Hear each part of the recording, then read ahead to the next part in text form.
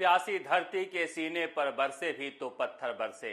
राजस्थान के लोगों को लंबे समय से मानसून का इंतजार था। मौसम सुहाना हुआ तो प्रकृति की गोद की तरफ भागे। वहां पर आसमान से वज्रपात हुआ और उसके बाद जयपुर समेत पूरे राजस्थान में मातम का माहौल है।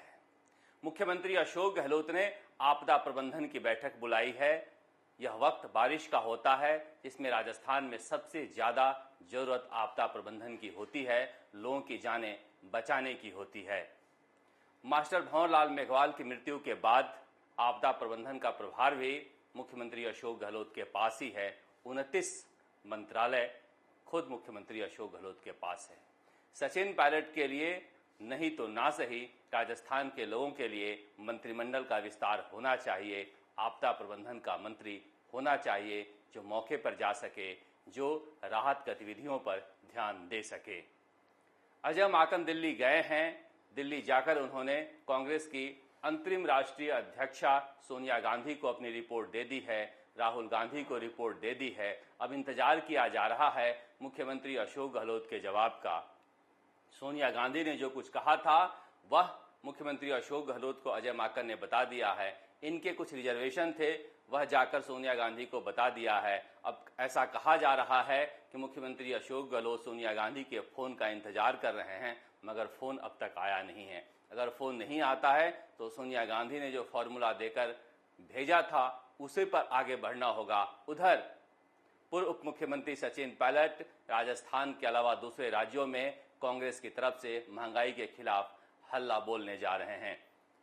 राजस्थान में अगस्त में उनका दौरा शुरू होगा। उससे पहले कांग्रेस एक चेहरे के रूप में सचिन पायलट को देश के दूसरे हिस्से में भेजना चाहती है।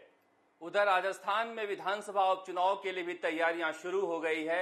मुख्यमंत्री अशोक गहलोत ने सचिन पायलट के साथी रहे स्वर्गीय गजेंद्र सिंह शेखावत की पत्नी प्रीति कंवर से मुलाकात की है। ऐसा कहा जा रहा है कि राजस्थान में 3 सीटों पर उपचुनाव हुआ था, वहां पर दोनों ही पार्टियों के उम्मीदवार सहानुभूति के वोट पर जीते थे। लिहाजा कांग्रेस इसी फॉर्मूले पर चलेगी और प्रीति कंवर का टिकट करीब करीब फाइनल हो गया है। पहले मन में इस बात को लेकर शंका था कि यह सचिन पायलट गुट के हैं, इसलिए भीम सिंह को तैयार किया जा रहा था और भीम सिंह अपनी तैयारियां वहां पर शुरू कर दिए थे। लेकिन अब उन्हें समझाया जा रहा है कि किसी बोर्ड निगम में उनको एडजस्ट कर दिया जाएगा। दूसरी तरफ बीजेपी में भी यह मंथन चल रहा है कि उदयलाल डांगी फिर से जीत नहीं सकते हैं। वहां पर रणधीर सिंह भिंडर की पत्नी दीपेंद्र कंवर को उतारा जाए, उन्हें बीजेपी में शामिल करा लिया जाए, क्योंकि रणधीर सिंह भिंडर अभी जनता सेना बनाए हुए हैं और वह पूर्व मुख्यमंत्री वसुंधरा राजे के करीबी हैं। भिंडर का झगड़ा वहां पर गुलाब चंद कटारिया से है। स्थानीय झगड़े की वजह से वह बीजेपी से दूर हैं। ऐसे में प्रदेश अध्यक्ष सतीश पूनिया चाह रहे हैं कि दिल्ली से इंटरफेयर कर भिंडर की पत्नी को बीजेपी में शामिल कराकर वहां पर उपचुनाव में उतारा जाए, क्योंकि बीजेपी भी किसी भी तरह से जीत चाहती है। उपचुनाव में हारने के बाद सतीश पूनिया फिर एक बार उपचुनाव में नहीं हारना चाहते हैं। दूसरे सीट है धारियावाद की, जहां पर गौतम मीणा की मृत्यु की वजह से वह सीट खाली हुई है। गौतम मीणा वह विधायक थे जो सचिन पायलट और अशोक गहलोत के बीच सियासी ड्रामे के समय जो वोटिंग विधानसभा में चल रही थी तब गायब हो गए थे और वह पूर्व मुख्यमंत्री वसुंधरा राजे के करीबी भी थे। ऐसे में वहां भी बीजेपी और कांग्रेस दोनों के लिए चुनौती है कि उस सीट को जीता जाए। इसीलिए कहा जा रहा है कि एक तरफ मंत्रिमंडल में विस्तार को लेकर अटकलें तो चल ही रही है, दूसरी तरफ उपचुनाव की जीत की तैयारियां भी मुख्यमंत्री अशोक गहलोत ने शुरू कर दी है। अगर किसी तरह से कोई चुनौती आती है तो वह फिर एक बार अपने किले को मजबूत दिखाते हुए कांग्रेस आलाकमान के साथ यह दिखाना चाहते हैं कि वह राजस्थान में मजबूत हैं, उन पर दबाव डालकर कोई काम नहीं कराया जा सकता है।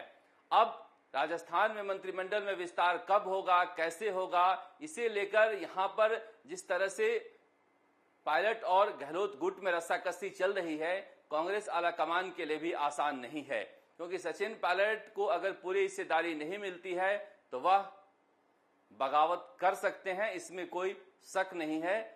जिस तरह से उनके विधायक अधीर हुए जा रहे हैं, निश्चित रूप से अशोक गहलोत उनके धैर्य की परीक्षा ले रहे हैं। उधर ऐसा कहा जा रहा है कि सचिन पायलट भी कोई जल्दी में नहीं है, क्योंकि वह भी राजस्थान के विधायकों को यह जताना चाहते हैं कि देखिए उनके साथ क्या हो रहा है। जो विधायक अशोक गहलोत के साथ हैं उन विधायकों को भी कुछ नहीं मिल रहा है। यह बात कहीं न कहीं सचिन पायलट विधायकों को जताना चाहते हैं, इसीलिए वो बहुत जल्दी में नहीं है कि मंत्रिमंडल में विस्तार हो। कुल मिलाकर ये जो खेल चल रहा है, यह नर्व गेम चल रहा है दोनों तरफ से कि कौन कितनी जल्दी हताश होता है और हताश होकर दांव उल्टा चलता है। कुल मिलाकर दांव जिसका भी सही बैठे, राजस्थान के लोगों का दांव सही नहीं चल रहा है।